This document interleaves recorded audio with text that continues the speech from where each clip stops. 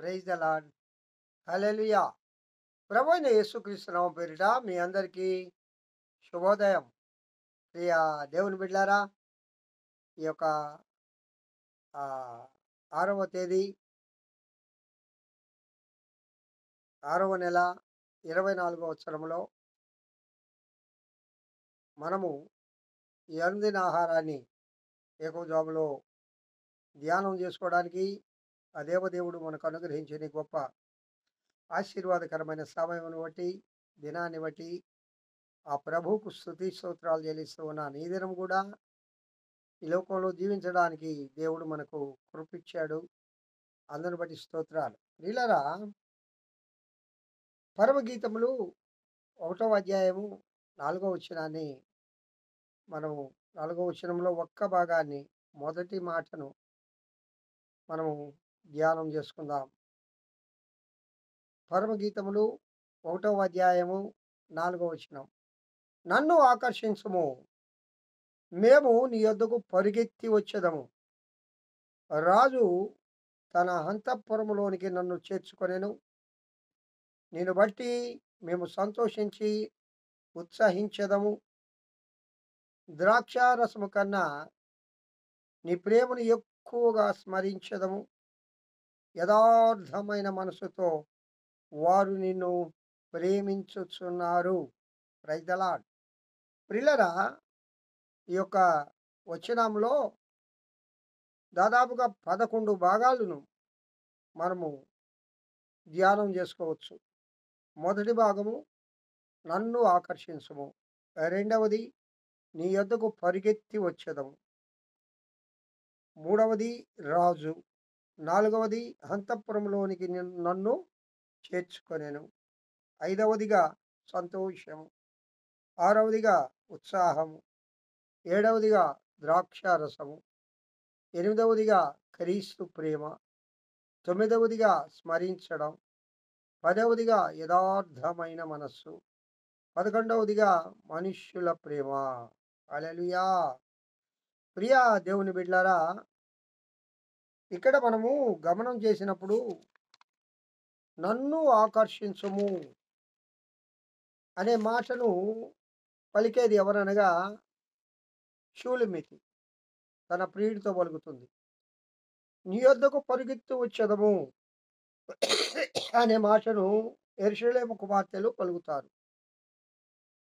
రాజు షూలమితి ప్రియుడు. ఇక్కడ షూలమితి అనగా దేవుని సంఘము, రాజు అనగా క్రీస్తు ప్రభువుకు సాదృశ్యంగా ఉన్నాయి. నన్ను ఆకర్షించుము. ఈ యొక్క 11 అంశాలను 11 పెద్ద ప్రసంగాలుగా పరిశుద్ధాత్మ దేవుడు మనతో మాట్లాడతాడు.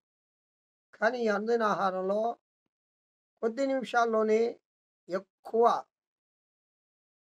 దేవుని యొక్క సత్యాలను పరిశుద్ధాత్మ దేవుడు మనకు అనుదినం తెలియజేస్తూ ఉన్నాడు. ఇక్కడ చూసినట్లయితే నన్ను ఆకర్షించుము. ప్రియులారా, దేవుడు ఆకర్షిస్తే గాని ఎవరు కూడా ఆయన దగ్గరికి రాలేరు. ప్రియురాలు సంఘము ప్రియుడైన యేసుక్రీస్తుతో ఇక్కడ మాట్లాడుతూ ఉంది. నన్ను ఆకర్షించుము. ఆకర్షణ అనేది నా ప్రియుడైన యేసులో ఉంది. ఇన్ని వేల కోట్ల మంది జనాభా ప్రపంచంలో ఉంటే కొంతమందిని మాత్రమే ఆయన ఆకర్షించుకుంటూ ఉన్నాడు. ఏమండి, ఆ రాజు యొక్క ప్రియురాలుగా కొంతమందిని మాత్రమే ఆయన ఏర్పాటు చేసుకుంటూ ఉన్నాడు. ఆ ఏర్పాటులో నీవు నేను ఉండడం అనేది అది దేవుడు మనకిచ్చిన గొప్ప ఆశీర్వాదం. దేవుడు మనకిచ్చిన గొప్ప కృప. ఇంకో సంగతి చెప్పనా? నీవేదో గొప్ప భక్తిపరురాలువని, నువ్వేదో ప్రార్థనాపరుడువని, లేక నువ్వేదో స్పెషాలిటీ అని, నీలో ఏదో స్పెషాలిటీ ఉందని దేవుడు నిన్ను ఆకర్షించలే. ఆయన ఆకర్షించడానికి ముఖ్య కారణం, ఆకర్షించడం అనే మాటలో అది అంత ఈజీగా దేవుడు ఆకర్షించడం లేదు. ఒక పాపిని రక్షించాలంటే ఆయన సజీవ యాగంగా తన శరీరాన్ని సమర్పించవలసి వచ్చింది. ఆయన ఆ శిలువ మ్రానును మోయవలసి వచ్చింది. నీ కోసరము, నా కోసరము సిలువనెక్కిన వాడు శాపగ్రస్తుడు అని రాయబడి ఉంది లేఖనాల్లో. నీ కోసరము, నా కోసరము, మనల్ని ఆకర్షించడం కోసరము ఆయన శాపగ్రస్తుడుగా మార్చబడవలసి వచ్చింది. మనల్ని ఆకర్షించడం కోసరము ఆయన నిందను భరించవలసి వచ్చింది. మనల్ని ఆకర్షించడం కోసరము ఆయన అవమానాన్ని భరించాడు. మనల్ని ఆకర్షించడం కోసరము ఆయన భూమిపై ఉమ్మివేయించుకున్నాడు. మనల్ని ఆకర్షించడం కోసరము ఆయన శిలువ మ్రాను మోసాడు. మనల్ని ఆకర్షించడం కోసరము శిలువ మ్రాను ఎక్కి కాళ్ళలో, చేతుల్లో శిలలు కొట్టబడ్డాడు. ప్రక్కలో బల్లెము, తలపై ముళ్ళ కిరీటం. నిన్ను నన్ను ఆకర్షించడం కోసరము చివరకు తన ప్రాణాన్ని ధారపోశాడు నా ప్రియుడైన యేసయ్య. కాబట్టే ఇక్కడ ప్రియురాలు నన్ను ఆకర్షించుము. మనమందరము కూడా మన ప్రియుడి దగ్గర చేయవలసిన ప్రార్థన ఏంటంటే, ప్రియుడా నన్ను ఆకర్షించుము. ఆయన ఆకర్షించడానికి ఎంత త్యాగం చేశాడండి. తండ్రి సింహాసనాన్ని వదిలి రిక్తుడుగాను తను తాను తగ్గించుకొని మానవీయ స్వరూపము దాల్చి పశువుల పాకలో శిశువుగా పరుండబెట్టడానికి లోకానికి వచ్చాడు. ఓ ధవళ సింహాసనం పైన, మహిమ సింహాసనం పైన తండ్రి యొక్క సాన్నిధ్యంలో వేవేల దూతల స్తుతిగానాల మధ్య నిత్యము నిత్యము మహిమపరచబడే నా ప్రియుడైన యేసయ్య నన్ను ఆకర్షించడం కోసము ఈ లోకానికి వచ్చి తన ప్రాణాన్ని దారబోసి తన పరిశుద్ధ రక్తాన్ని కార్చాడు. ప్రియా దేవుని బిడ్డారా, ఇంత గొప్ప రక్షణ భాగ్యములోనికి ఆయన మనలను ఆకర్షిస్తున్నాడు అంటే, నువ్వు ఆ యొక్క గుంపులో నువ్వు ఉన్నావంటే నిజముగా అది దేవుడు నీకిచ్చిన ఉచితమైన కృప. ఎంతో మంది జ్ఞానవంతులైన వారు, ధనవంతులైన వారు, లేక పెద్ద పెద్ద హోదాల్లో ఉండేవారు, లోకంలో ఘనులైన వారు ఉన్నారు గాని, వారందరికి కూడా ఈ కృప దక్కలేదు. ఎందుకు? నేనైతే ప్రియా దేవుని బిడ్డ, వాక్యం వింటున్న ప్రియ సహోదరి, సహోదరులారా, మీ గురించి కాదు. నేనైతే ఒక మంటి పురుగును, ఎందుకు పనికిమాలిన వాడను, ఈ లోకంలో ఎన్నిక లేని వాడను. ఇలాంటి నన్ను ఆయన దయ చొప్పున, ఆయన కృప చొప్పున, ఆయన ఉచితమైన కృప చొప్పున నా ప్రియుడు నన్ను ఆకర్షించి తన ప్రియురాలుగా చేసుకున్నాడు. హల్లెలూయా! హల్లెలూయా! ఎంత గొప్ప భాగ్యమండి ఇది. ఆ! ఎంత గొప్ప భాగ్యము. ఆ దేవుడు నా పట్ల చూపిన ఈ ప్రేమకు నేనేమి ఇవ్వగలవాడను? నాలో ఏ అర్హత ఉంది నాన్నా?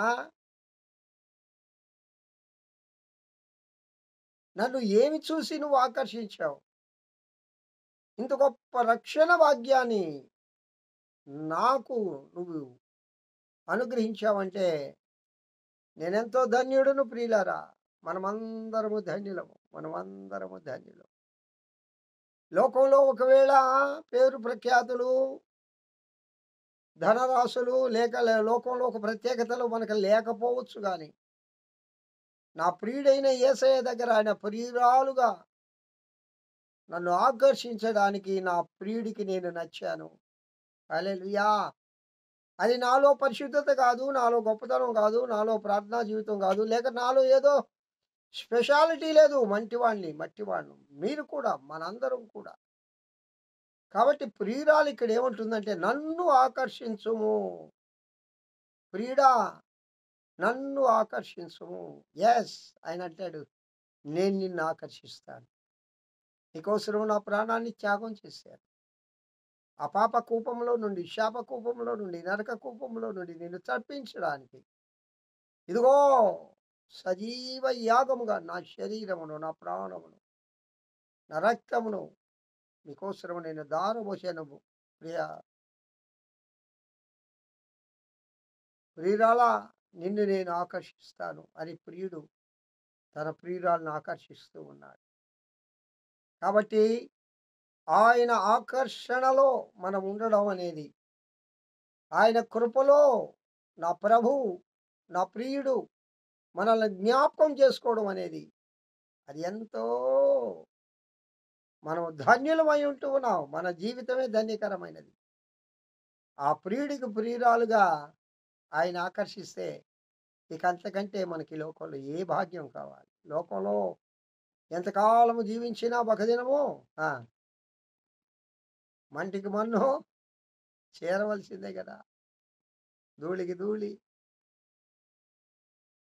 కానీ అనిత్య జీవములోనికి, అనిత్య రాజ్యములోనికి, ఆ రాజు పట్టణంలోనికి, ఆ రాజభవనములోనికి ప్రియుడా నన్ను ఆకర్షించుము.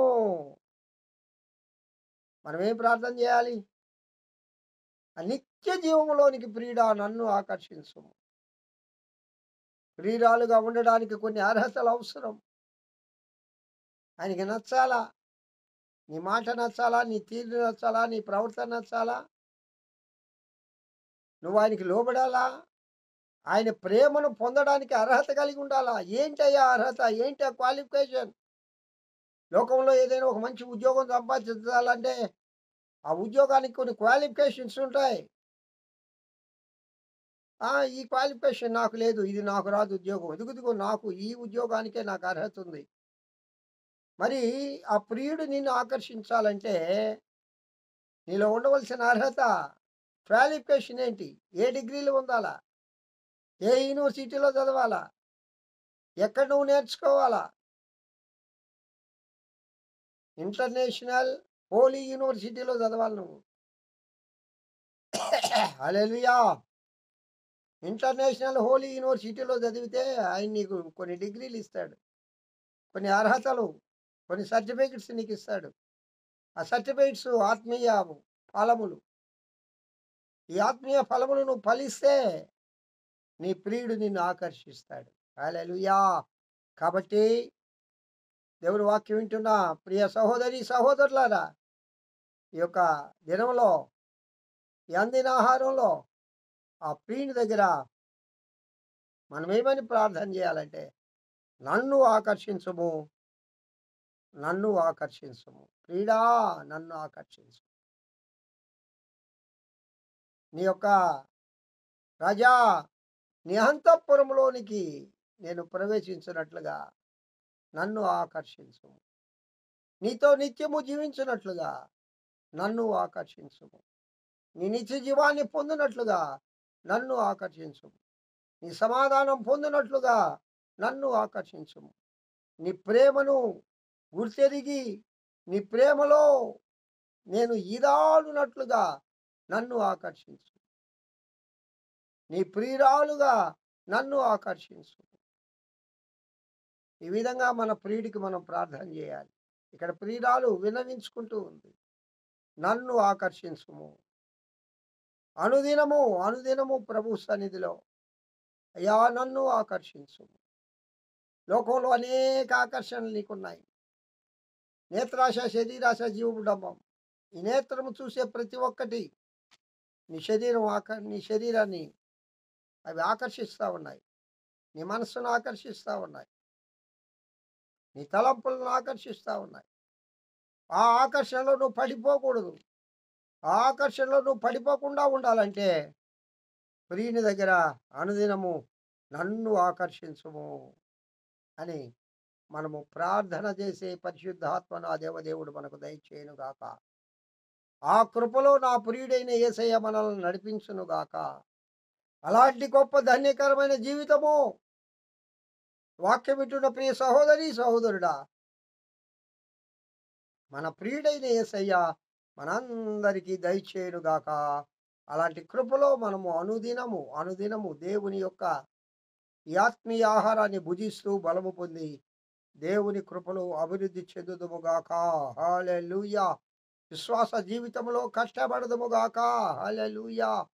పరిశుద్ధత నుండి అతి పరిశుద్ధతకు, పరిపూర్ణతలోనికి మనము సాగిపోవుదుముగాక. హల్లెలూయా! హల్లెలూయా! స్తోత్రం. దేవుడి వాక్యాన్ని దీవించునుగాక. ప్రభు చిత్తమైతే రాబోయే రోజుల్లో ఆ మిగిలిన 10 అంశాలను గురించి కూడా ఒక్కొక్క దినం మనం అందిన ఆహారంలో ధ్యానం చేసుకుందాం. మహోన్నతుడా స్తోత్రం. ఈ వాక్యం వింటున్న బిడ్డలందరినీ దీవించి ఆశీర్వదించమని యేసునామం పేరిట వేడుకొంచున్నాను తండ్రి. ఆమేన్.